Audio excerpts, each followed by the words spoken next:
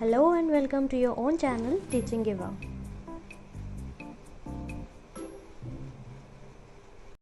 Hello everyone, hope you all are good. आज हम worksheet number 1 start कर रहे हैं जो आपके सब्जेक्ट साइंस की है फॉर क्लास 7th।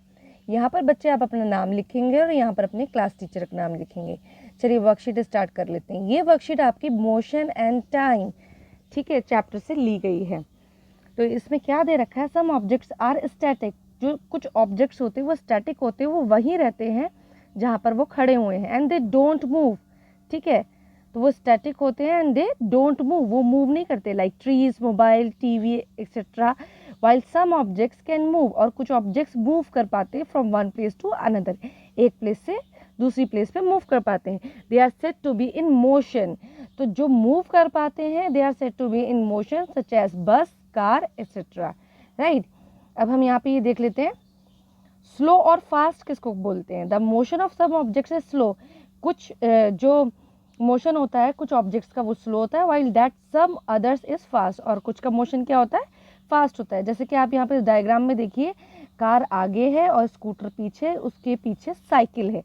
राइट, तो car moves faster than scooter and scooter moves faster than a cycle. Right, तो यहाँ पर हम देखते हैं, in the given picture find out which moves faster. कौन फास्टर मूव कर रहा है इन कंपैरिजन बिटवीन।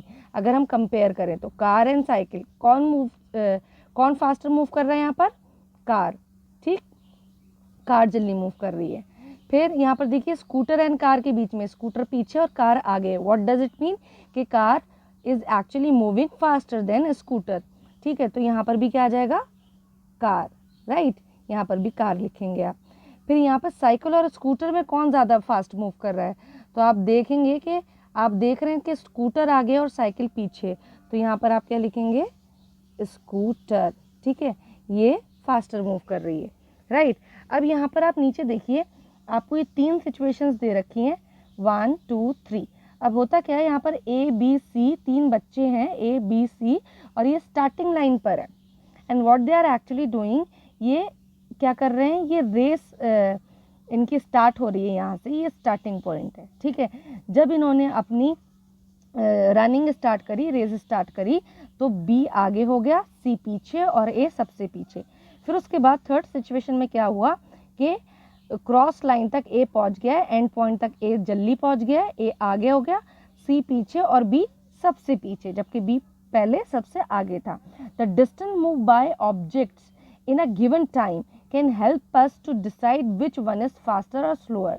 तो जो डिस्टेंस है जो कि एक ऑब्जेक्ट ने मूव करा है इन अ गिवन टाइम, एक स्पेसिफिक टाइम पर, कहने का मतलब ये है कि मान लीजिए अगर मैंने ये बोला कि 4 मीटर की दूरी है, 4 मीटर का डिस्टेंस है, वो मैंने बोला कि आपको वो डिस्टेंस क्या करना है, कंप्लीट करना है, वो डिस्टेंस ट्रैवल करना है। तो किसी ने वो डिस्टेंस ट्रैवल करा 5 मिनट्स में, किसी ने वो 10 मिनट्स में डिस्टेंस ट्रैवल करा, और किसी ने वो 6 मिनट में वो डिस्टेंस ट्रैवल करा।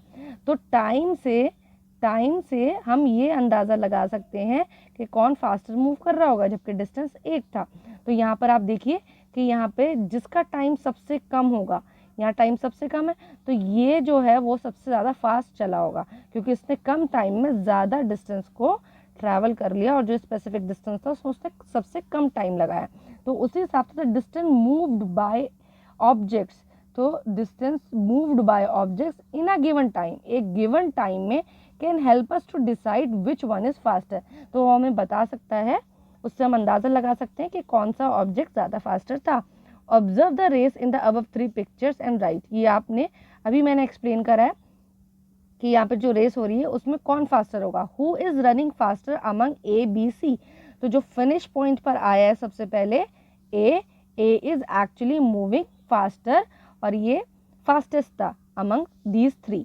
राइट, आगे हम देख लेते हैं, one who takes the shortest time, जो सबसे कम टाइम लेगा to cover the same distance, एक डिस्टेंस को कवर करने में। जैसे मैंने आपको बताया 4 मीटर का डिस्टेंस है, और जिसने सबसे कम टाइम लिया, जो डिस्टेंस था वो तो एक ही था, एक ने 5 लिया, एक ने 10 लिया और एक ने 6 लिया, इतने इतने मिनट्स लिए। राइट,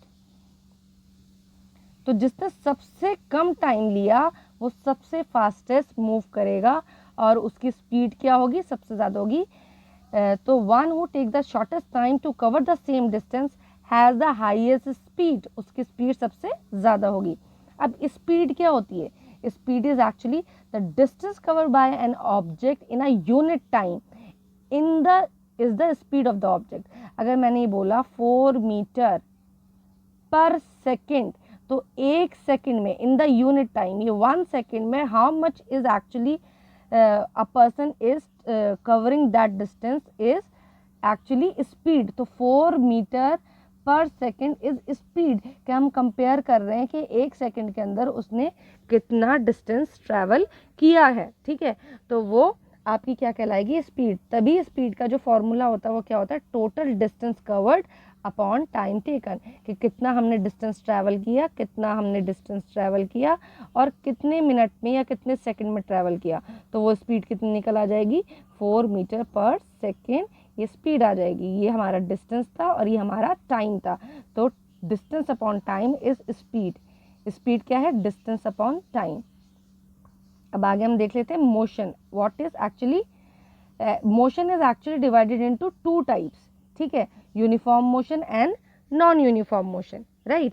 अब नॉन यूनिफॉर्म मोशन क्या होता है, an object moving along a straight line with a constant speed. अगर मैं यहाँ पर एक ग्राफ बना दूँ, यहाँ पर मैंने टाइम ले लिया ग्राफ में और यहाँ पर हमने क्या लिया, यहाँ पर डिस्टेंस ले लिया, राइट, डिस्टेंस ले लिया।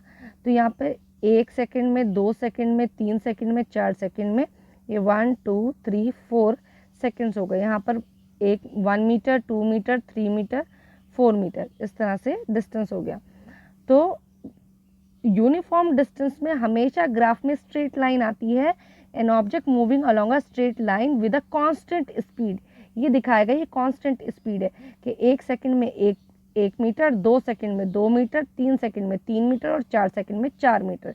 तो it will show a straight line, ठीक है, ग्राफ में स्ट्रेट लाइन शो होगा ऐसे।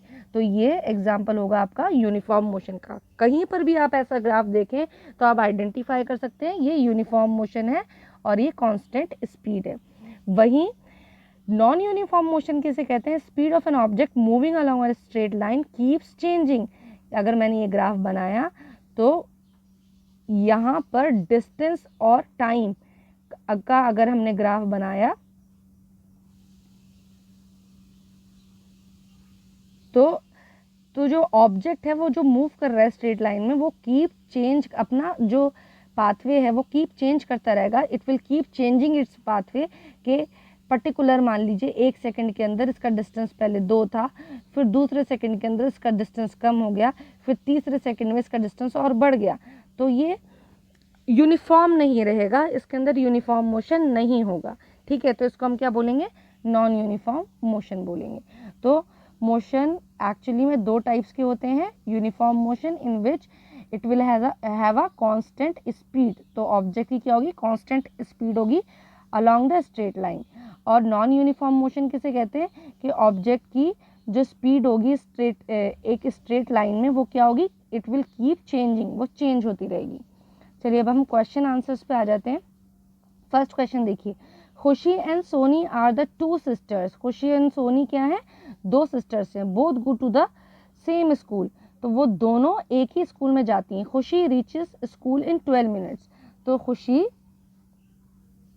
कितने मिनट्स में रीच कर रही है स्कूल में, इन 12 मिनट्स, वाइल सोनी रीचेस इन 15 मिनट्स। सोनी कितने में कर रही है, कितना टाइम ले रही है, 15 मिनट्स।